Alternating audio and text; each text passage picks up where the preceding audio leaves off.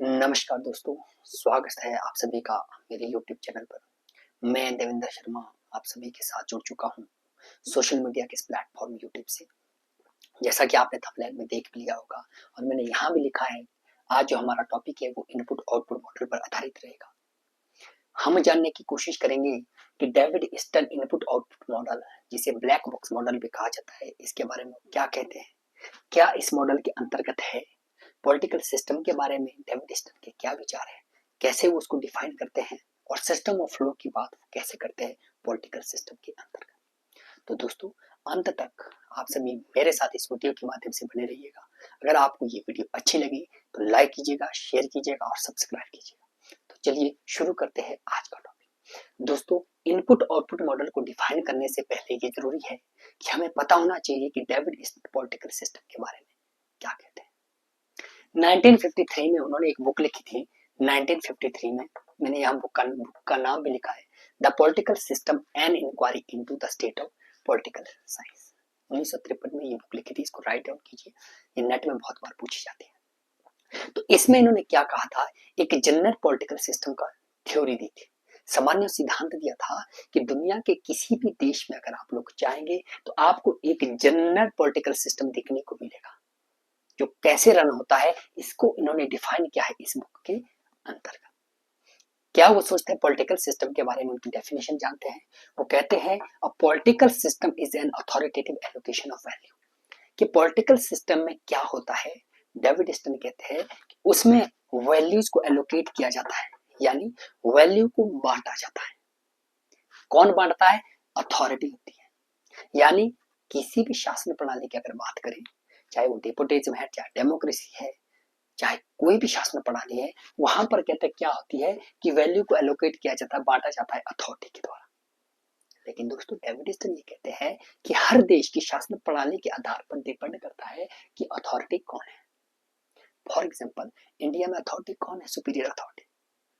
अगर मैं बात करूं पॉलिटिकल सिस्टम की सुपीरियर अथॉरिटी कौन है? We the people of India. हम लोग वोट देते हैं, तब जाकर प्रधानमंत्री जी शपथ ग्रहण करते हैं। अगर हम नरेंद्र मोदी जी को वोट नहीं देते तो शायद वो प्रधानमंत्री नहीं बन पाते। तो डेमोक्रेसी में तो अथॉरिटी किसके पास है? लोगों के पास। वैसे ही कहते हैं डिपोटिज्म में किसके पास होती है? चाइना में किसके पास है? वहां के दल के पास, एक दल ही वहां होता है, तो उस दल के पास है। और अगर हम रूस की बात करें तो रूस में सोवियत परिषद के पास है। तो वो कहता है कि शासन प्रणाली के आधार पर ये अथॉरिटी तो अलग अलग होती है, लेकिन इसमें वर्क क्या होता है, इस अथॉरिटी का काम इक्वल होता है। कहते हैं वो वैल्यूज को एलोकेट करती है, बांटती है।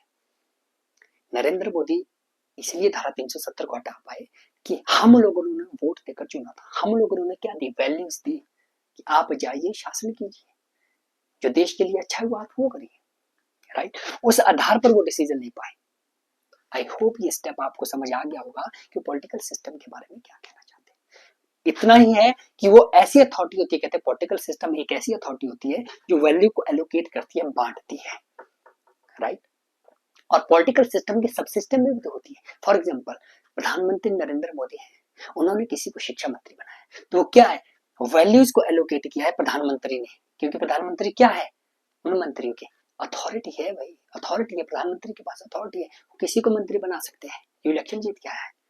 लेकिन प्रधानमंत्री को किसने चुना है? हम लोगों ने। तो हम सुपीरियर अथॉरिटी है डेमोक्रेसी की। तो ये इसकी डेफिनेशन थी, जो इसलिए जरूरी है कि अगर आप असिस्टेंट प्रोफेसर के मेंस एग्जाम में, जैसे हरियाणा में शुरू हो गया है, हिमाचल में तो फिलहाल नहीं शुरू हुआ है, इंटरव्यूअर आपसे क्वेश्चन कर सकता है कि इसको डिफाइन कीजिए। तो आपको आना चाहिए कि पॉलिटिकल सिस्टम के बारे में डेविड स्टन क्या कहता है। अब हम इनपुट आउटपुट मॉडल की तरफ चलेंगे। इनपुट आउटपुट मॉडल के बारे में, या जो ब्लैक बॉक्स मॉडल जिसे कहा जाता है, डेविड स्टन क्या कहते हैं? डेविड स्टन कहते हैं कि कोई भी पॉलिटिकल सिस्टम होता है, कोई भी पॉलिटिकल सिस्टम है, कोई भी पॉलिटिकल सिस्टम है, वो कहते हैं सबसे ज्यादा जो प्रभावित होता है अपने इन्वायरमेंट से प्रभावित होता है। हम कई बार आम बोलचाल की भाषा में भी कहते हैं कि यार उसके घर का इन्वायरमेंट वैसा ही हो इसलिए पढ़ाई नहीं करता है। तो क्या है? उस इन्वायरमेंट का फर्क पड़ रहा है। तो वो भी यही कहता है कि कोई भी पॉलिटिकल सिस्टम जहां वो वर्क कर रहा है, वहां का इन्वायरमेंट होता है, वहां का इन्वायरमेंट इसको क्या करता है? इस पर इफेक्ट डालता है, कहते हैं पॉलिटिकल सिस्टम।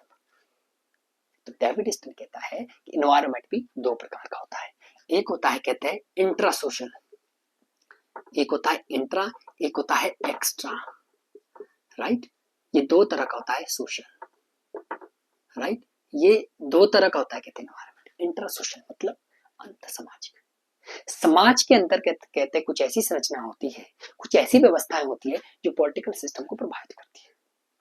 फॉर एग्जाम्पल धर्म भी पॉलिटिकल सिस्टम को प्रभावित कर सकता है।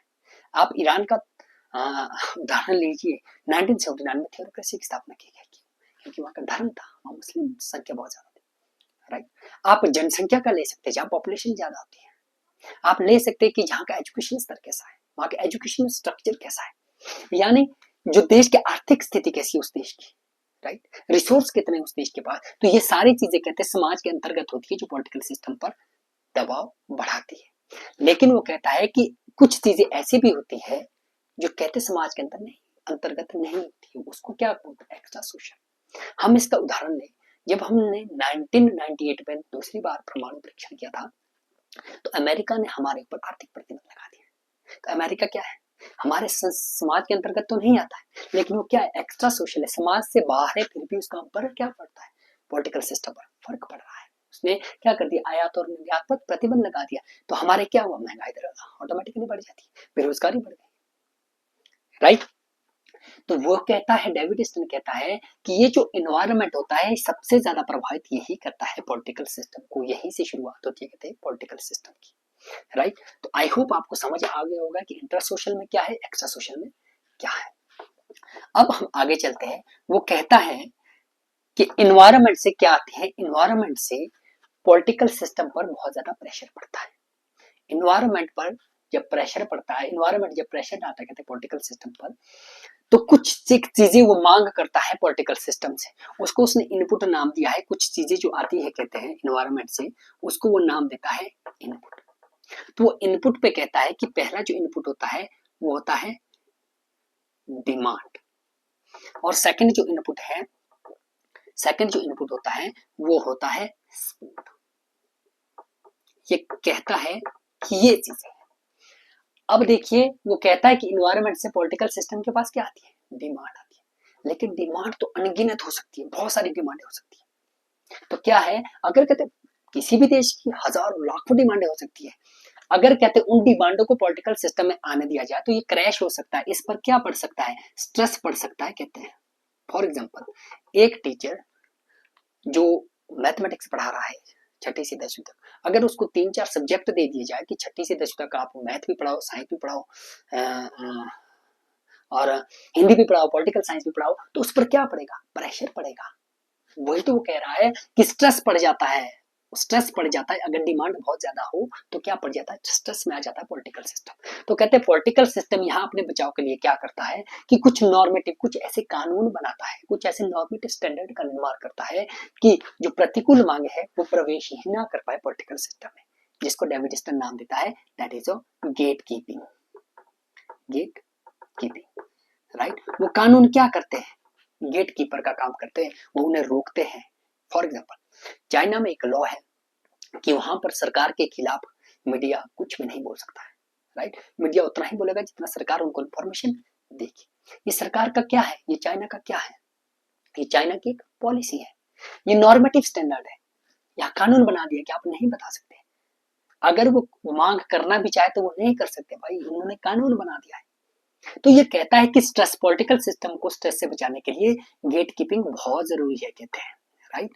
फिर आगे डेविड स्टन कहता है, क्योंकि हमने पहले भी कहा है कि डेविड स्टन कह रहा है कि जनरल पॉलिटिकल सिस्टम की बात कर रहा है कि पूरी दुनिया में आपको सामान्य ये सिद्धांत देखने को मिलेगा। तो वो कहता है कि 4 ऐसी डिमांड है जो आपको मूर्त देखने को मिलेगी किसी भी पॉलिटिकल सिस्टम में। वो कौन सी डिमांड है, फर्स्ट वन, पहली वो डिमांड बोलता है कि क्या होना चाहिए, डिस्ट्रीब्यूशन ऑफ, वो कहता है कि distribution of goods and service, goods and service में शॉर्ट में लिख रहा हूं सर्विस, यानी सेवा और वस्तुओं की मांग। आप किसी भी देश में चले जाइए, वहां के नागरिक क्या डिमांड करते हैं पॉलिटिकल सिस्टम से, पॉलिटिकल सिस्टम से डिमांड करते हैं कि जो गुड्स है और सर्विस है, वस्तु है और सेवा है, वो उसका डिस्ट्रीब्यूशन किया जाए, वितरण किया जाए कहते हैं, समानता के आधार पर, राइट। सेकंड जो मांग होती है that is political participation, political participation. Political participation में अगर आपने देखा होगा, अगर आपने अरस्तु को पढ़ा होगा, जरूर पढ़ा होगा, आप पॉलिटिकल साइंस के स्टूडेंट है, तो अरस्तु क्या कहता है, न वो स्त्रियों को अधिकार देता है, न वो स्त्रियों को नागरिक मानता है, न बच्चों को, न बूढ़ों को, न श्रमिक वर्ग को। तो ये क्या कहता है डेविड स्टर्न की बदलते पॉलिटिकल सिस्टम में क्या होती है, ये अधिकांश देशों के लोगों की मांग है कि पॉलिटिकल पार्टिसिपेशन उनको करने दिया जाए। महिलाओं को भी कहते हैं वोट का अधिकार है। इंडिया में अगर आप देख लो पॉलिटिकल पार्टिसिपेशन कैसे है, बेसिक मताधिकार का अधिकार हमारा क्या देता है, कॉन्स्टिट्यूशन हमें देता है कि आप 18 वर्ष के जब हो जाएंगे तो आपको वोट देने का अधिकार, किसी को भी आप दे सकते हैं। तो ये क्या था, पॉलिटिकल पार्टिसिपेशन था जो सेकंड थी। थर्ड वन जो थे वो थे control on human behaviour. Human behaviour में शॉर्ट में लिख रहा हूं ह्यूमन बिहेवियर, यानी क्या कह रहा है डेविड स्टर्न कि वहां का जो इन्वायरमेंट है, वह डेविड स्टर्न कह रहा है कि वह पॉलिटिकल सिस्टम से मांग करता है कि कंट्रोल ह्यूमन बिहेवियर, जो मानव का व्यवहार है उस पर कृत्य नियंत्रण होना चाहिए, नियंत्रण लगाना चाहिए। फॉर एग्जाम्पल कोई बहुत ज्यादा पैसे वाला आदमी है, वो ऐसा ना हो कि किसी गरीब का शोषण करे, यानी वो मांग करता है कि पॉलिटिकल सिस्टम ऐसे कानून का निर्माण करे कि वो गरीब आदमी भी उस अमीर आदमी के साथ जीने का अधिकार उसको हो। राइट, ये होता है control on human behaviour. Right, and fourth one is that communication and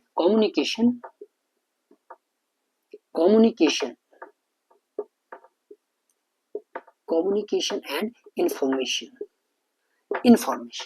अब डेविड स्टर्न कहता है कि चौथी मुख्य तो क्या मांग करते हैं कि क्या होना चाहिए, हम सरकार से कम्युनिकेट हो सके। अगर किसी के अधिकारों का हनन हो रहा है तो वो सरकार से ऐसा तो कुछ होना चाहिए पॉलिटिकल सिस्टम में कि वो सरकार के साथ क्या कर सके, सरकार के साथ जुड़ सके, कम्युनिकेट हो पाए।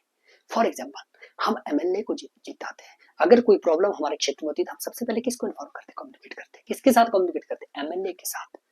तो यही कहता है डेविड स्टर्न कि कॉमन पॉलिटिकल सिस्टम से ये मांग करता है इन्वायरमेंट की कम्युनिकेशन तो हो और इंफॉर्मेशन। फॉर एग्जाम्पल इंडिया का उदाहरण देते हैं, RTI act, right to information. वो क्या है, ये लोगों का, ये इन्वायरमेंट से डिमांड करते हैं लोग कि हमें पता होना चाहिए कि सरकार क्या काम कर रही है, क्या जो पैसा सरकार जिस डिपार्टमेंट के लिए दे रही है वो पैसा उस डिपार्टमेंट में लग रहा है, अगर उसका मिसयूज तो नहीं हो रहा। राइट, ये सारी चीजें क्या है, कम्युनिकेशन और इंफॉर्मेशन के मार्ग में आती है। तो ये डिमांड क्या है, वो कहता है, मैं फिर कह रहा हूँ, वो कहता है कि हजारों लाखों डिमांड एक आप अपने देश की हो सकती है, लेकिन ये चार मांगे जो है मुख्य तो आपको देखने को मिलेगी हर पॉलिटिकल सिस्टम में, यानी जनरल पॉलिटिकल सिस्टम में आपको ये चीजें कहते देखने की मिलेगी। अब वो कहता है कि ये जब मांग की जाती है, ये जब मांगे की जाती हैं, ये जब मांग की जाती है कहते हैं पॉलिटिकल सिस्टम में, तो यहाँ पर क्या लिया जाता है, पॉलिटिकल सिस्टम क्या लेता है, यहाँ पर डिसीजन लेता है, कहते हैं पॉलिटिकल सिस्टम, यहाँ पर ही निर्णय लिए जाते हैं। फॉर एग्जाम्पल मैं एग्जाम्पल दे रहा हूँ, हमने कहा कि नेशनल एम्प्लॉयमेंट पॉलिसी का निर्माण कीजिए। राइट, ये हमने डिमांड दी, डिमांड क्योंकि इन्वायरमेंट से निकल कर आई। इन्वायरमेंट क्या कह रहा है कि भारत की बेरोजगारी दर बहुत ज्यादा है, भारत में बेरोजगार बहुत है, तो हमने क्या बोला कि हमें क्या दीजिए, आप नेशनल एम्प्लॉयमेंट पॉलिसी बनाई। तो हमने सरकार के पास अपनी मांग रखी। तो यहाँ पर पॉलिटिकल सिस्टम का मतलब है कि कैबिनेट, अगर मैं इंडिया की बात करूं या किसी भी देश की कैबिनेट, डेमोक्रेसी की बात है तो वहां कैबिनेट होती है कि प्रधानमंत्री ने कैबिनेट का निर्माण किया हुआ, वो उनसे परामर्श लेता है कि हम क्या कर सकते हैं नेशनल एम्प्लॉयमेंट पॉलिसी को बनाने के लिए। अब मैं मोनार्की की अगर बात की तो मैंने डेमोक्रेसी की, अगर मैं मोनार्की की बात करूं तो आपने कोर्टियर पढ़ा होगा कि दरबारी, राज दरबारी होते थे। वो दरबारी कौन थे, वो राजा के सबसे विश्वसनीय पात्र होते थे जिनसे राजा डिस्कस करता था किसी मैटर को। तो वो कहता है कि मोनार्की से लेकर डेमोक्रेसी तक पॉलिटिकल सिस्टम रन एक ही वे में होता है, यही तो सिस्टम ऑफ फ्लो है उसका, एक ही वे में हो रहा है। अब यहाँ क्या कहता है कि यहाँ पर उस डिसीजन को लिया जाएगा, उसको पॉलिटिकल साइंस की भाषा में क्या कहा जाता है, दैट इज आउटपुट। आउटपुट क्या है, डिसीजन है, किसके किसके पॉलिटिकल सिस्टम के डिसीजन जो है वही क्या कहलाते हैं, आउटपुट कहलाते हैं। राइट, अब ये आउटपुट मींस रिजल्ट निकल कर आया, हमने कोई मांग की, या तो सरकार ने स्वीकार की या तो रिजेक्ट कर दी, तो वो क्या है, डिसीजन है, उन्होंने डिसीजन लिया, तो ये डिसीजन क्या है हमारे लिए, आउटपुट है। अब यहाँ से बात करता है David stern, system of flow की बात करता है कि अब यहाँ पर ये सिस्टम खत्म नहीं हो जाता, कहता है अब कहते हैं यहाँ ये आउटपुट एक लूप के माध्यम से जुड़ा हुआ है, कहते हैं एक लूप के माध्यम से जुड़ा हुआ है। अब ये लूप क्या है, that is a feedback, feedback के माध्यम से लूप जुड़ा हुआ है, और कहते हैं सपोर्ट भी इसी आधार पर होगी, यानी जो आउटपुट निकल कर आएगा उसके आधार पर ही डेविड स्टर्न कहता है कि लोग सपोर्ट करेंगे। स्पोर्ट पॉजिटिव भी हो सकती है, नेगेटिव। ये डिपेंड करेगी डिसीजन पर, राइट। अगर पक्ष में डिसीजन आ गया कि नेशनल एम्प्लॉयमेंट पॉलिसी बना दी, हमने क्या कर दिया, सपोर्ट कर दिया, तो वो कहता है कि सपोर्ट भी 4 प्रकार का मेनली होता है किसी भी पॉलिटिकल सिस्टम में। हो तो 4 से ज्यादा भी हो सकता है, लेकिन मेनली वो कहता है किसी भी शासन प्रणाली में अगर जाएंगे तो आपको 4 तरह का सपोर्ट मिलेगा। तो पहला वो कहता है number 1 physical support. Physical support में वो क्या कहता है, फॉर एग्जाम्पल हम लोग, एक एम्प्लॉयज होता है वो टैक्स देता है, सर्विस टैक्स देता है, तो क्या है, फिजिकल सपोर्ट कर रहा है। हम कोई चीज खरीदते हैं उसके लिए हम टैक्स दे रहे हैं, तो वो क्या है, फिजिकल सपोर्ट की जा रही है, किसकी, गवर्नमेंट की। सेकेंड वन वो क्या होता है कि सेकेंड वन होता है that is consent for law. Consent for law क्या कहता है, डेविड स्टर्न कहता है कि देखिए मैं एग्जांपल दे रहा हूं, 2020 में कृषि कानून लाया गया था। इन्वायरमेंट ने मांग की कि भाई किसान, इन्वायरमेंट से क्या निकल कर आया कि किसान बहुत ज्यादा लेवल पर आत्महत्या कर रहे हैं। तो क्या क्या पॉलिटिकल सिस्टम को आया कि सरकार को कानून बनाना चाहिए भाई, ताकि किसान हमारे कहीं ना कहीं उनको आत्महत्या ना करनी पड़े। तो पॉलिटिकल सिस्टम में जब वो आया तो कानून, तो उन्होंने क्या किया, गवर्नमेंट ने डिसीजन लिया। डिसीजन क्या निकल कर आया, आउटपुट क्या निकल कर आया कि उन्होंने कानून का निर्माण कर लिया। अब वो कानून फीडबैक के माध्यम से हमारे पास आया, फीडबैक के माध्यम से हमारे पास आया। फीडबैक का बहुत सारे माध्यम हो सकते हैं कम्युनिकेशन के, जैसे फॉर एग्जांपल है न्यूज़पेपर के माध्यम से, फेसबुक के माध्यम से, व्हाट्सएप के माध्यम से, रेडियो या टीवी चैनल के माध्यम से, इनके माध्यम से किसानों के पास आया। लेकिन जब किसानों ने इसे पढ़ा तो किसानों ने पाया कि तुम्हारे हित में नहीं है, तो किसानों ने क्या किया, कंसेंट फॉर लॉ नहीं दी, उसको सहमति नहीं जताई, हम नहीं मानते इस कानून को, तो सरकार को वापस क्या करना पड़ा, पॉलिटिकल सिस्टम को वापस लेना पड़ा उस लॉ को। तो यही डेविड स्टर्न कहता है कि कहते हैं सपोर्ट कैसे करते हैं, वहां के कानून को मानकर, जो वहां की विधि होती बनी उनके आज्ञा पालन करते हैं, कहते हैं ये भी एक सपोर्ट होती है लोगों की। Third one is that political participation. Political participation, तो पॉलिटिकल पार्टिसिपेशन को बहुत अच्छे तरीके से हम समझने की कोशिश करेंगे। पॉलिटिकल पार्टिसिपेशन के अंतर्गत क्या कहता है, फॉर एग्जाम्पल मैंने कहा कि हमने, इंडिया में जनसंख्या बहुत ज्यादा है, हमने नेशनल एम्प्लॉयमेंट पॉलिसी की मांग की। सरकार के पास जब ये सिस्टम में गई, सरकार ने डिसीजन लिया, एक प्लान कमीशन बैठा दिया, उस कमीशन ने क्या क्या रिकमेंडेशन दी। अब रिकमेंडेशन 2 तरह की हो सकती है, या तो जो नेशनल एम्प्लॉयमेंट पॉलिसी बना दी जाएगी, 2 ही प्रकार का डिसीजन होता है, या उसको नहीं बनाएंगे। फॉर एग्जाम्पल अगर नेशनल एम्प्लॉयमेंट पॉलिसी को बना देते हैं तो हमारे पास आउटपुट आ गया कि वो बन गई है, तो यह फीडबैक के माध्यम से हमें पता चला कि भाई बना दिए नरेंद्र मोदी ने, तो हम पॉलिटिकल पार्टिसिपेशन के थ्रू कैसे उनकी सपोर्ट करेंगे, वोट देकर कि नरेंद्र मोदी ने हमारे लिए क्या बनाई है, ये नेशनल एम्प्लॉयमेंट पॉलिसी बनाई है, तो हम उनको वोट देंगे। अगर फॉर एग्जाम्पल नहीं बनाई, फिर भी ये कहते हैं पॉलिटिकल प्रोसेस रुकता नहीं, ये आउटपुट निकल कर आएगा और ये फीडबैक के माध्यम से हमें पता चलेगा कि नरेंद्र मोदी ने नहीं बनाई, हमारी मांग थी वो पूरी नहीं की है, हमने क्या किया, पॉलिटिकल पार्टिसिपेशन की, यानी वोट ना देकर अब क्या किया, पार्टिसिपेशन तो की, सपोर्ट तो की, लेकिन कैसे, नेगेटिव सपोर्ट। हमने वोट नरेंद्र मोदी को ना देकर या अरविंद केजरीवाल जी को दी, या राहुल गांधी जी को दी, या किसी और लीडर को दी, राइट। तो ये पॉलिटिकल पार्टिसिपेशन भी कहते हैं क्या है, एक सपोर्ट होती है कहते हैं लोगों की। एक होता है नंबर 1, नंबर 4 वो बताता है सिंबॉलिक सपोर्ट। सिंबॉलिक सपोर्ट यानी सांकेतिक रूप में, फॉर एग्जांपल नरेंद्र मोदी की रैली है, वहां पर हम कई बार हमने टीवी में भी देखा है, तो वहां पर 10 लाख लोग इकट्ठा हो गए उस रैली, तो क्या है, सांकेतिक रूप में भाई, वो हमने क्या माना कि नरेंद्र मोदी पे आज भी जो जनता है विश्वास दिला रही। हो सकता है वो भीड़ ऐसे ही गई हो सकता है वो देखने गई हो, चलो देख लेते हैं, लेकिन क्या है, हम क्या लेते हैं, सिंबॉलिक कहते हैं, यानी संकेत है कि अगर किसी की रैली में ज्यादा भीड़ है तो उसको ज्यादा लेवल पर उसको सपोर्ट किया जा रहा है, राइट। तो ये सिस्टम ऑफ फ्लो है, ये कहता है David stern system of flow, कि ये जो सिस्टम है वो कंटिन्यू रन होता रहता है। डेविड स्टर्न ये कहता है कि किसी भी तरह का क्राइसिस हो जाए, किसी भी तरह का इकोनॉमिकल क्राइसिस हो, पॉलिटिकल क्राइसिस हो, चाहे एजुकेशनल क्राइसिस हो, कुछ भी हो जाए, ये पॉलिटिकल सिस्टम कहते कभी रुकता नहीं, यही तो उसकी फीडबैक है। फीडबैक के माध्यम से लगातार कंटिन्यू कहते चलता रहता है। फॉर एग्जाम्पल हम समझ सकते हैं बांग्लादेश में अभी अवामी लीग की जो शेख हसीना जी है, वहां पर आंदोलन हो गए, वो भाग के चली गई, तो अब पॉलिटिकल सिस्टम रुका तो नहीं, वहां पर जो दूसरी पार्टी थी उसने क्या कर दिया, सत्ता को अपने पास रख दिया। या कई बार क्या होता है पाकिस्तान में आपने देखा होगा, क्या करती है सेना अपने कब्जे में ले लेती है सारी शासन प्रणाली। अफगानिस्तान में आपने देखा होगा पहले तालिबान थे, फिर डेमोक्रेसी से चुनाव होते थे, हामिद करजई एंड अब क्या है, फिर से तालिबान है। यानी ये पॉलिटिकल सिस्टम कहते हैं कभी रुकता नहीं, यही तो उसका सिस्टम ऑफ फ्लो है, ये कंटिन्यू चलता रहता है कहते हैं। तो यही था जो इनपुट आउटपुट मॉडल के अंतर्गत वो कहता है।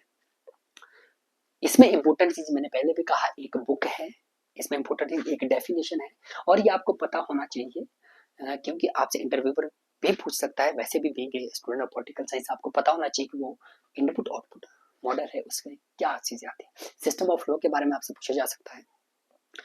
तो इतना ही था जो मुझे लगा, जो मुझे समझ आया, मैंने वो अपने विचार आपके सामने रखे। आई होप कि आपको समझ आया हो, लेकिन फिर भी क्योंकि teaching and learning process continue process है, गलतियां होती रहती हैं। अगली वीडियो में हम और अच्छा करने की कोशिश करेंगे, और अगली वीडियो में एक नए जोश के साथ, एक नए टॉपिक के साथ आपसे फिर मुलाकात होगी। तब तक के लिए जय हिंद, जय भारत। Thanks for watching.